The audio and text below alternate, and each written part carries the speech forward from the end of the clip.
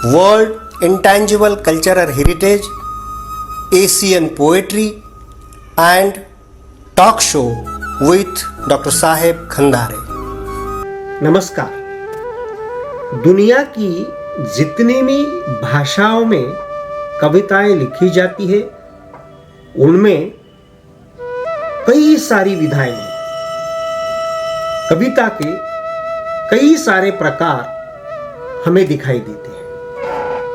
उसमें एक अचंभित करने वाला बहुत छोटी कविता का एक वर्ग है। इन छोटी कविताओं के वर्ग को अगर हम ध्यान से देखें तो यह कविताएं लिखना बहुत ही बड़ा काम होता है। कविता जितनी छोटी, उसका अनुभव छोटा नहीं होता कविता जैसा। उसका अनुभव तो आम अनुभव की तरह, आम कवियों को जिस तरह वह भाता है उसी तरह छोटी कविता लिखने वालों को भी वही अनुभव आता है। और उस छोटे से कविता में दिगंत जैसी, यानी कि बहुत बड़ी बात कहना, बहुत बड़ी अनुभूति लाना अचंभित करने वाली रचना होती है। रचना की प्रकृति भी अचंभित होती है। मैं ये इसलिए बताने जा रहा हूं कि आज हम बहुत छोटी कविताएं सुनने वाले हैं। इस छोटी कविताओं की कवि है नेपाल से पार्वती भट्ट। पार्वती जी का अलिदा सपनाहरू नामक मुक्तक संग्रह प्रकाशित है, उनके नाम पर है। आप जो हम छोटी 10 कविताएं सुनने जा रहे हैं पार्वती जी से, उस कविता का अगर हम स्वरूप देखें तो हमें पता चलेगा कि एक छोटी सी 2 लाइनों में जीवन का व्याप्त अनुभव प्रकट करना कितना कठिन काम होता है। जैसे कि उनकी अभी वो कहने वाली है, उन कविता में ही एक कविता छोटी सी ऐसी है।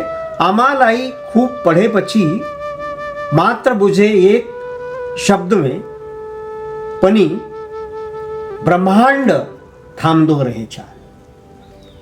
माँ के जीवन को, अम्मा के जीवन को अच्छी तरह से पढ़ने के बाद यह पता लगा है कि माँ इस शब्द में सारे समूचे ब्रह्मांड को उठाने की, ब्रह्मांड को व्याप्त करने की शक्ति है। माँ पर कई भाषाओं में कितनी सारी कविताएं लिखी गई, लेकिन इन 4 लाइनों में जो कविता हमें दिखाई देती है माँ के प्रति, वह कविता उन कविताओं के कविताओं से कुछ कम नहीं है। ऐसे ही जीवन के हर अनुभूति को लेकर के, वह नानी के आंखों में जो पानी दिखाई देता है वह होगा, या आस्था का घर होगा। ये एक बात बहुत ही सूक्ष्मता से पार्वती जी के बारे में मैं कहना चाहूँगा। पार्वती जी स्कूल में टीचर है और उसके साथ ही साथ समाज का वाचन करती है। समाज की हर प्रथा को, समाज के हर अंग को वह कवि की नज़र से देखती है, तभी जाकर के उनसे ऐसी छोटी कविता लिखी जाती है। मित्रों, कहावतें जो होती है, जैसे कि एक कहावत एक कहानी के बराबर होती है। एक कहानी के बराबर होती है एक कहावत। एक कहानी की जो व्यापक जनजीवन होता है कहानी का, वैसा ही एक छोटे से कहावत का व्यापक जीवनार्थ होता है। इसी तरह छोटी कविता का भी होता है। एक छोटी सी कविता मात्र कल्पना मात्र से वो प्रकट नहीं होती, तो जीवन का एक व्याप्त अनुभव लेकर के आती है। तो सुनते हैं पार्वती जी भट्ट से उनकी 10 छोटी कविताएं। नमस्कार, म पार्वती भट्ट डडेलधुरा आज की छोटा कविता लिएर आएकी छु। छानी छानी आँखाका नानीमा राखिएकाहरू पनि मौसमी रहेछन्। छानी छानी आँखाका नानीमा राखिएकाहरू पनि मौसमी रहेछन्। थाहा भो बगेपछि बर्सात अगावै धमिलो पानीमा। छानी छानी आँखाका नानीमा राखिएकाहरू पनि मौसमी रहेछन्। थाहा भो बगेपछि बर्सात अगावै धमिलो पानीमा। हरेक रात जब सपना हराएको आरोप खेप्नु पर्यो आफैले। हरेक रात जब सपना हराएको आरोप खेप्नु पर्यो आफैले। लौजा निदाउनै छाडिदिएँ मैले। थाहा पाएपछि महत्वाकांक्षाले रहेछ दुःख जन्माउने। थाहा पाएपछि महत्वाकांक्षाले रहेछ दुःख जन्माउने महत्वाकांक्षा जन्मिनु अगावै मैले बन्ध्याकरण गरिदिएँ। ढुङ्गामा पनि पिपल उम्रिन्छ भन्ने सुनेदेखि सुनेदेखि म लागिरहेँ प्रेम उमार्ने असफल प्रयासमा। तुलसी रोपेर मात्रै धर्म हात नलागेपछि थाहा भयो आखिर केही गुण त काउसोमा पनि रहेछ। विश्वासको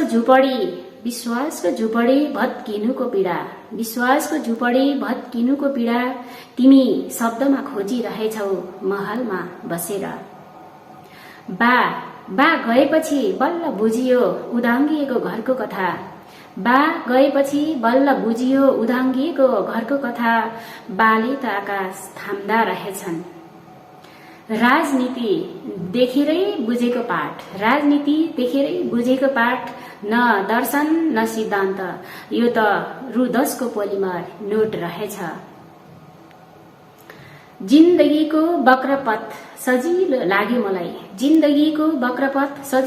लाग्यो मलाई तिम्रा वक्रोक्ति पढेर।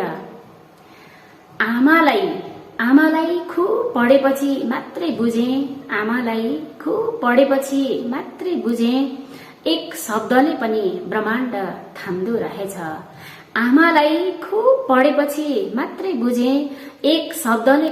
ब्रह्माण्ड थाम्दो रहेछ।